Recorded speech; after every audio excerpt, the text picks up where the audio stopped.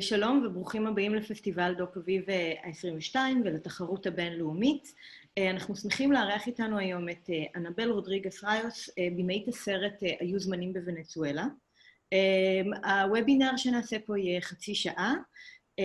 אנחנו מזמינים אתכם להשאיר שאלות אם יש לכם באזור של ה-Q&A. אתם תראו אייקון קטן בתחתית המסך, ככה פחות או יותר צד ימין. אתם יכולים לעשות את זה בכל שלב, ואני אראה את השאלות ואני אנסה לחזור עליהן ולהעביר אותן לאנבל. בבקשה, אל תשאירו שאלות באזור הצ'אט. ועכשיו באנגלית. Hello, good morning, and welcome to the 22nd Doc Aviv Film Festival and to the international competition. We're very happy and honored to have here with us Anabel Rodriguez Rios, the filmmaker of Once Upon a Time in Venezuela. The webinar would last 30 minutes, and we invite all of you to leave questions in the Q&A zone.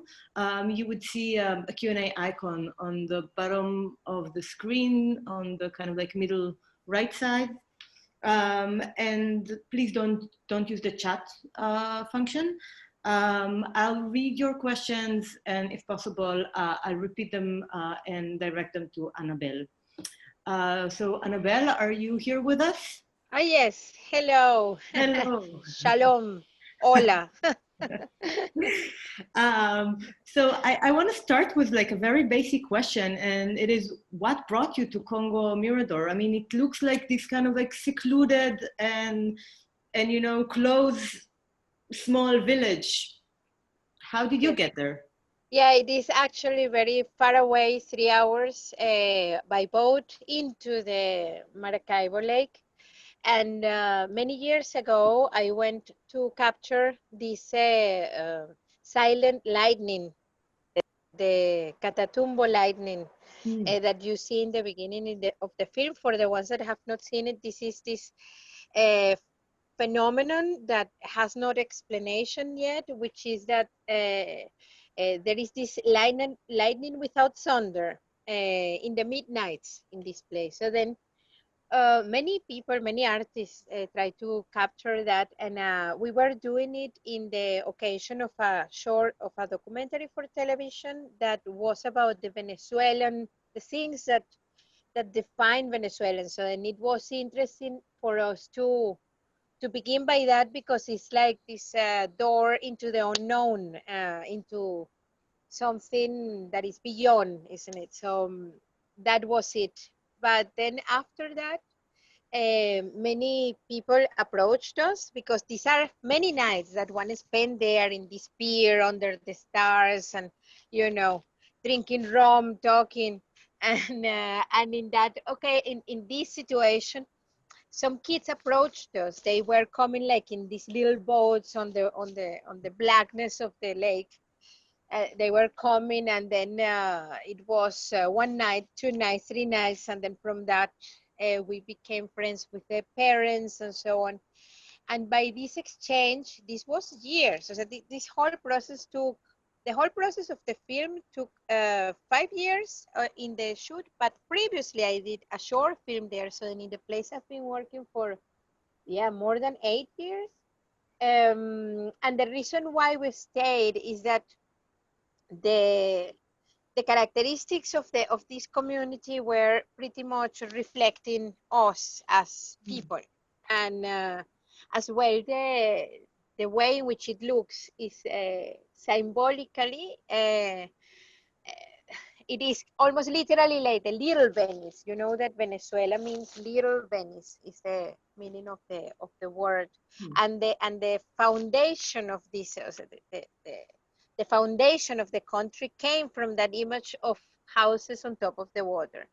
And it was interesting for me to see that under that beautiful light in the place where it was, which is that which is an enormous oil well, which is the Maracaibo Lake. So then these people are literally swimming in oil. So then all of this was very rich to explore, for me to explore. As a Venezuelan artist, we are always looking for the roots of our culture, what have made what nowadays is our tragedy, and how it is related with the oil, because we have been a country that is being determined by the oil totally. Yeah. Yeah. Well, I mean, there is one image in the film that really captured me and really stayed with me, and it's a repeating image of the houses being kind of like taken away, of people I who know. live. Um, it's a really resonating image, and I wanted to ask you, where do the houses go? I mean, or where do the people go? Yeah, there are, well, people are going nowadays even to Colombia or further, Lima and so on. So there are people from this village and from Venezuela that we are all over the world. In the case of this village, they have gone as far as Lima, but the houses, they bring them to what is the last village that has these characteristics, that is called Ologas. This in Spanish is something like I smell of gas, and it's a place where there used to be a drill, an oil drill, and it's the last of these villages that have such a characteristic that they are on top of water. As well, they bring them to even further up to another uh, village that is more on the coast that doesn't have these cultures, and they basically put them on top of Mm. earth in this other environment. Yeah. Because I mean, there is you said earlier what have become our tragedy, and it's really, first of all, I think, I mean, for me, what was really strong in the film is the fact that there is a tragedy, but also the film is not necessarily tragic. It has a lot of Yeah. life in it, and we'll talk about it later. I have a lot of questions to ask you about the characters, but I want to ask you first about the tragedy, because it seems I mean, what is very interesting is that there is a political disaster that is happening, but also an ecological one. Yeah. And I assume the two are related. If you can tell us a little bit more about this kind of like, what is the ecological disaster and what is the political disaster that together basically ruined Congo Meridor? Yeah, yeah. Well, there is the big picture, because of course the narrative of the film, in the narrative of the film, Congo Mirador is um, a microcosm of that shows the whole country. So then, in a symbolic way, it shows the whole country. So, talking more in general terms, to talk about the political tragedy, we can talk here for many days, Yeah, because, yeah, and I'm going to spend my whole life trying to understand what has happened to us politically, because it's really complex. But making it very brief, um, at the present, there is really not agreement between two parts that are radicalized, and society has been radicalized as well. yeah, All of it under a circumstance in which the government is become more and more authoritarian, to a point in which right now is a totalitarian system. And this translates into people like in Congo Mirador, translates into, well, as you will see in the film, there is an abandonment that these villages are taken in account only into the occasion of elections, for yeah, instance, or anything that has to do with populism. And um, the on the other hand, there is a total saturation of propaganda. Actually, the media is dominated by the government, and all the independent journalism happens in internet, and not everybody has internet. yeah, So then this is a bit of the atmosphere right now, and it becomes oppressive and more oppressive right now in Venezuela, because of shortages of all sorts. So the whole system has collapsed. So then what the film is going to show you the tip of the iceberg, but yeah, really right now is much worse. There's a scarcity of oil, petrol, for instance, in Venezuela, which is like, you know, terrible joke, and this has the consequences of on all the other items being the most serious, the food and the scarcity of medicines. So then this is the situation in which people are right now, basically with no oxygen. And the ecological, so the country is mainly concentrated into oil exploitation. And the reasons why there has been more and more pollution over the last years is as well a conversation of many days, but in general, there has been little investment into the industry, which means that there is many spills of oil. So in the case of Maracaibo Lake, it's interesting that in this village that they are fishermen. Right now, what they fish are the things that the older ones used to live on the side. They were this kind of fish, like catfish and things like that, that you discarded because you had many other kind of fish. And these other kind of fish, they don't exist no more. You don't see that in the film, but this is more or less how it translates what the oil and the oil and as well this culture of extraction. Yeah. Yes, extraction. And when you extrapolate this into the rest of the country, I mean, this is a country that has not only, there is, yes, the oil, but as well, right now, for instance, there is this gold rush for real, and a whole stripe of land is being devastated. Areas where there is that are well of water, important well of water, are being devastated, and everything as a government policy, and as it is a totalitarian, so then there is no discussion about it, you know, there is no, so then and just to add a little something about the politics is that it's a country, Venezuela is a country that is in between these two big forces, you see. On one hand, there is actually an American blockade, and this has actually radicalized the positions in a way that, on the other hand, there is all sorts of factors, including paramilitaries of all sorts, and many people, many factors getting from the like sucking up the country dry, you know. And in the middle, the people, like in Congo Mirador. I mean, I want us to spend some time talking about the people, but I do have a last question related to what you were saying, which is about the film title, Once Upon a Time in Venezuela. This is a very obvious Western reference, right? And I think that the film is very Western-like, but a dark Western, right? So we have these kind of like, you know, these people that are, I mean, there is this kind of like theme of extraction, but it's not a narrative that leads us to civilization, but actually the other way around. It doesn't lead us to the formation of society, but to its total destruction. Yes, it's true. Yeah, and actually, yes, Once Upon a Time in Venezuela, in honor of Once Upon a Time in America, by wasn't it the film?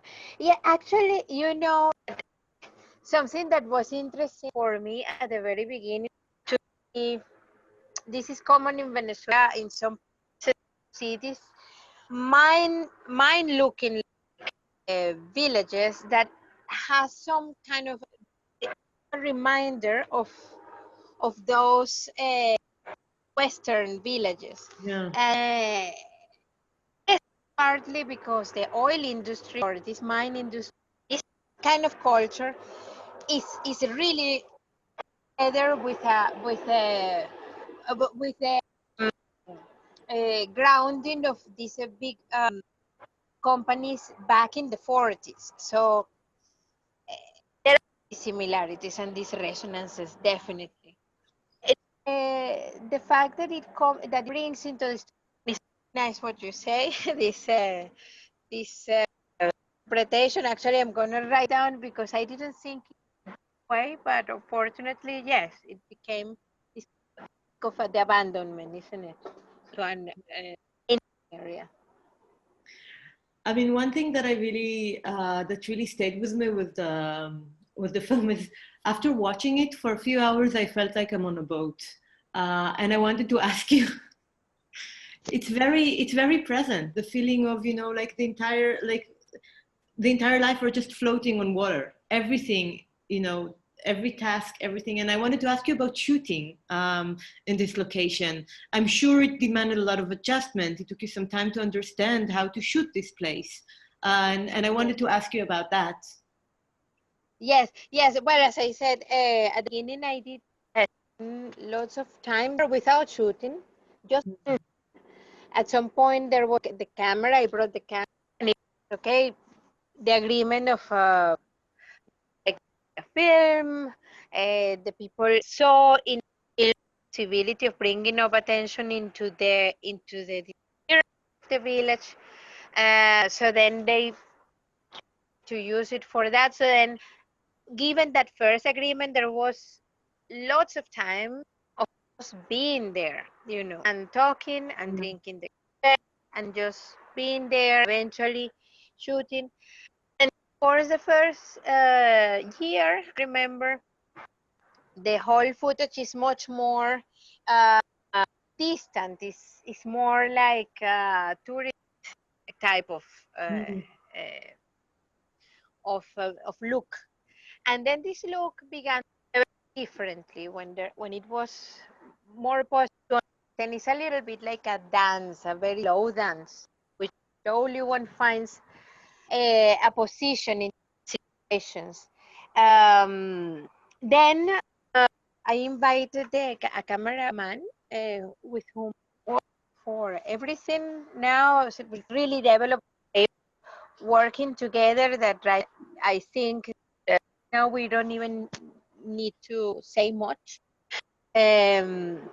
But it took him as well time this of just being there. You know what I mean? And of trying to break. I mean, it's really not possible to break this boundary between the one that is looked at. It's really not possible, but it's possible is to calm it down. That one somehow it is they're in the same, just from human to you, more than there's a trust where one puts there, but it's with the years. Yeah. With the years that this happened, and that it takes 5 years to do. And I mean, speaking of years, I want to ask you about the way you worked with the characters in the film. Um, First of all, you were talking about the polarization of the Venezuelan society and how the village is a microcosmos. And yeah, we see the polarization there. And for me, it was really interesting that your work with your characters, although they belong to different sides of these like polars or to, they're not necessarily, I mean, was equally sympathetic and curious and close. Yes, and I mean, there is something very intimate in the way you capture these characters. They're very much alive for us. So if you can say a little bit more about how you picked them, how you worked with them, how you got close to them, and also maybe tell us a little bit what's happening with them today. Yeah. Well, as well, it took. I mean, in the film, those have not seen it, there are two main characters. One of them is a teacher. She's called Natalie, and she's the only teacher of the village, and she's a closeted opposition supporter. She cannot say it so loud. Uh, on the other hand, there is the leader of the village, is Tamara Villasmil. She's a character. She's a character. And she is the representative of the party of the government in the village. But the government and the unique thing more or less the same in the country in these days. So this person, Tamara, has resources, and as well she wants that the teacher to put somebody else there. There is this possibility between them.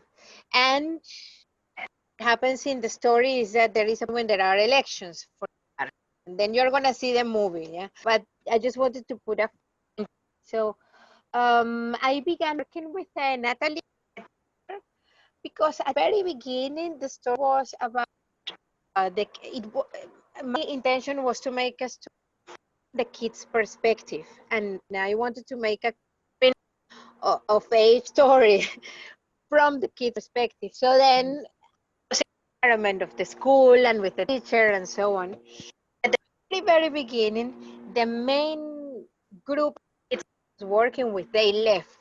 They left the village, their house and everything, as people tend to do. The village is becoming a swamp and people are leaving. This is the story of the film. So these kids, they leave and are left with, you know, the decision of, is the story of the kids or is the story of the kids?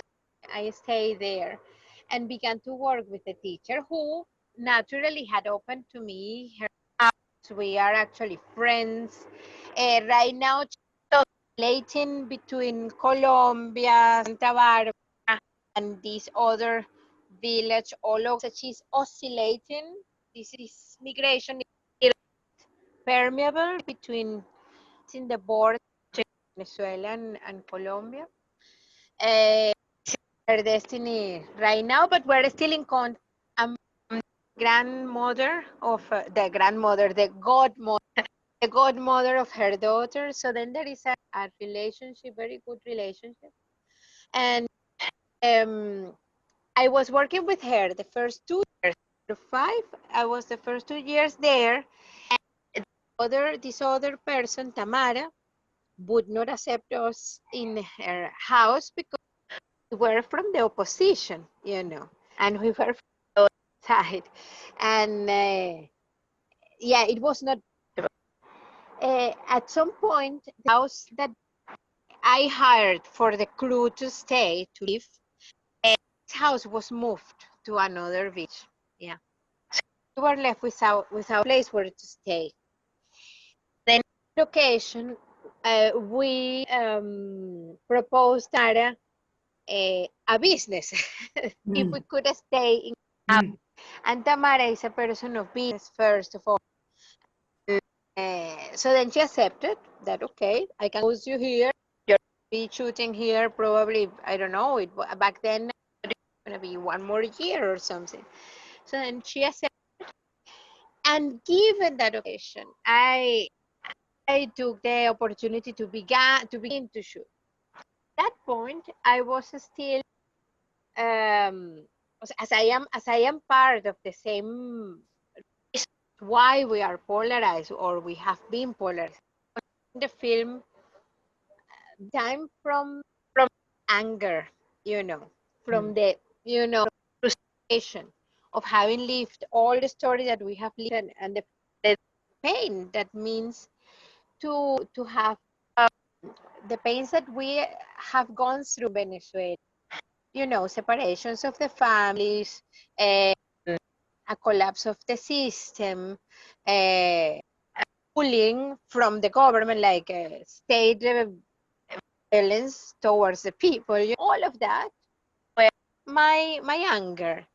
And I was at the very beginning addressing my anger to her, you know, to Tamara. And with the living together to go back to the main responsibility of being a filmmaker, to have a bit to widen the view, I calmed down with the time and began to look at things differently.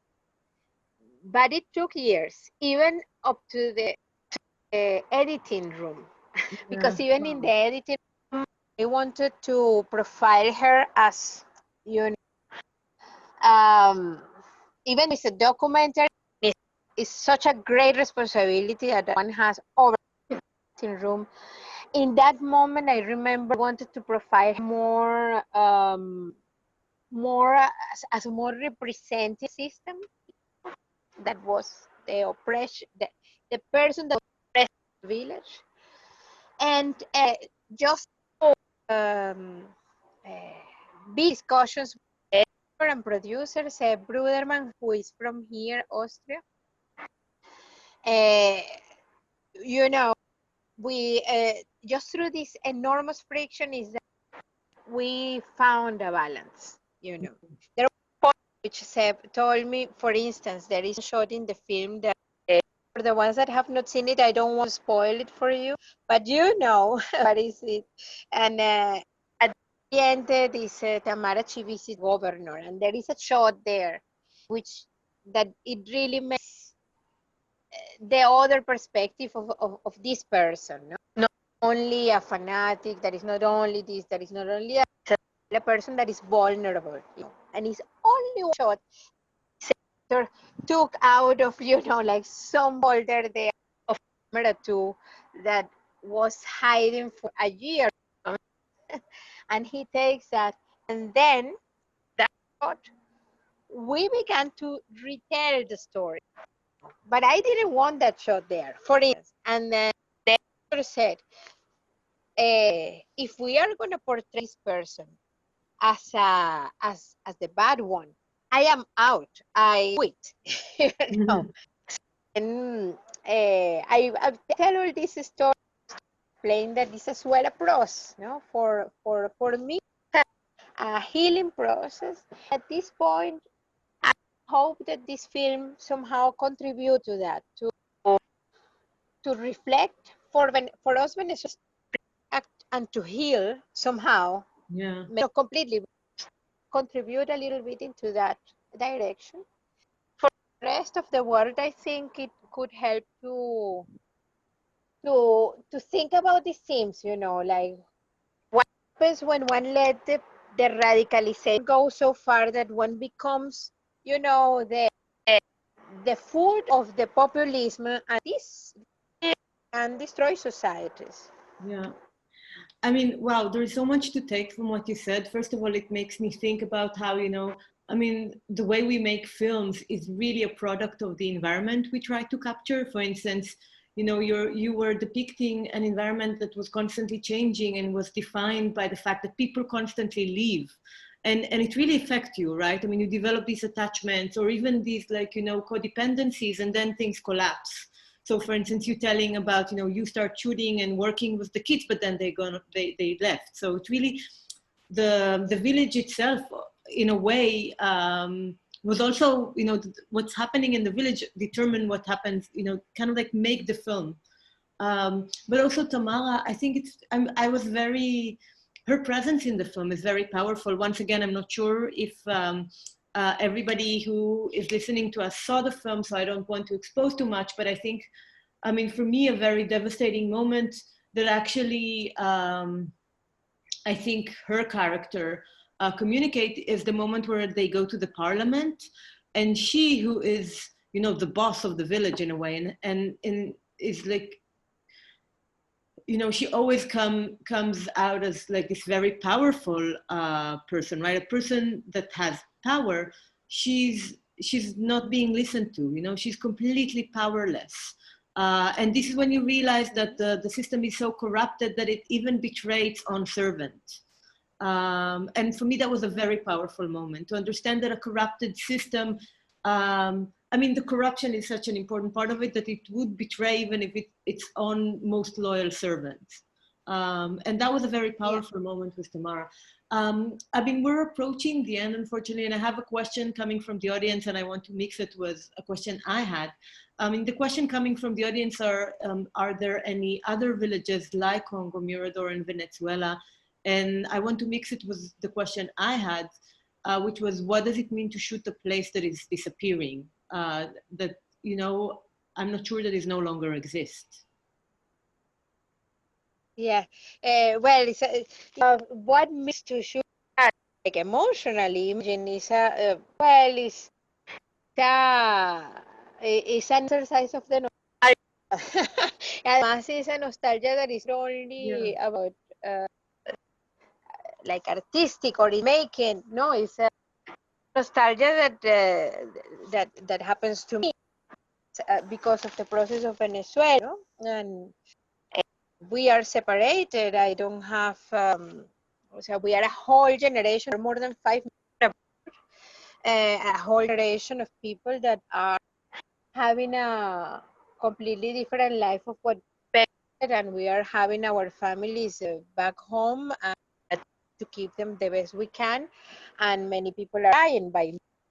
So then, so this whole big had of something to grab on as culture or as internet is all dissolving, and me and my whole generation nostalgia total. And this is what it means to make a film about like this, and how and if there are other pages like Congo, in the sense that that they are, I mean, in terms of climate change, of course, this constant, isn't it? On the other hand, in Latin America, there is this other story about the abandonment. I think it's an archetypical story of Latin American villages. When it's 100 years of solitude, essentially the same story. Mondo is Congo Mirador, you know what I mean? It's whole beautiful, wonderful, hallucinating continent that is that in general in the big picture of the world is used as an extraction place, isn't it? And this, in one way or another, means generations and generations of abandonment and nostalgia as well. So in that sense, there are villages like this one in Latin America. Yes. Yeah, and I'm thinking about the fact, I mean, the audience is not aware of that, but you told me just before we started the conversation that you yourself are now living in Vienna. And I think that's part of a larger tragedy, right? That, you know, we find ourselves, you know, kind of like, maybe not forced out, but there is, you know, we kind of like kicked out of our own countries, and then, you know, reflecting on these histories of abandonment from afar, because there is, you know, there's nothing to come back to. Not in the sense that, I mean, the country is still there, but I mean, the life that we led or the life that we wanted to live there are no longer possible. Yes, yes, there is you know, me and filmmakers that we are, we always net because these Venezuelan experience have made any narrators all over the place, and we exchange, yeah. And one poet that I treasure her is Anna Akhmatova, that poet that living in the Soviet times. Her family was sent to the Gulag and so on, and in one it's about the queuing for the bread. No? Akhmatova is there, and some woman queue. She's desperate, and then she turns her. She knows that she's a narrator. She's well known in the city, and she asks her, "You know how to tell a story?" And then Akhmatova says, and then she says, "Well, tell about this that is happening to us."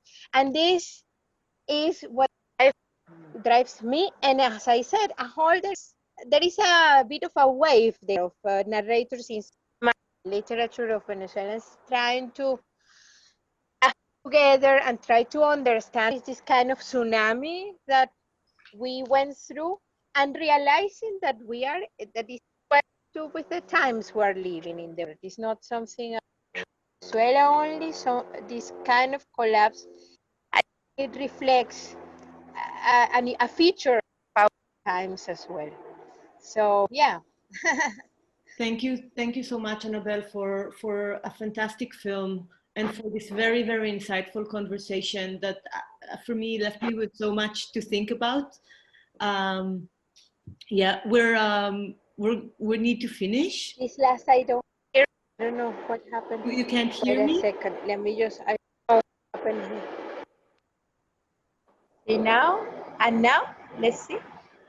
Can you hear me now? I don't know if I can hear you. Before I couldn't hear you. Now, no. I don't know. Something with the connection, the internet connection, I think. It's a cosmic intervention. Hear me? I can hear you fine. Ah, yeah. Now I can hear you. Okay. I was saying that I wanted to thank you for the film and for this conversation, which was very insightful and very interesting and left me with a lot to think about. And thank you so much for sharing with us this experience, really. Hope for the next film we will be able to see each other in person. Oh, yes, please. Meanwhile, let's survive until then. Yeah. And Thank I you so hope that, much. thanks very much to you. This insight I wrote in my mind. I have some of it I'm going to use somewhere else. And thanks very much to the It's been a dream for me to be there, that a film of mine would be there. That's awesome. And I'm very grateful and very honored for it. Thanks. Thanks.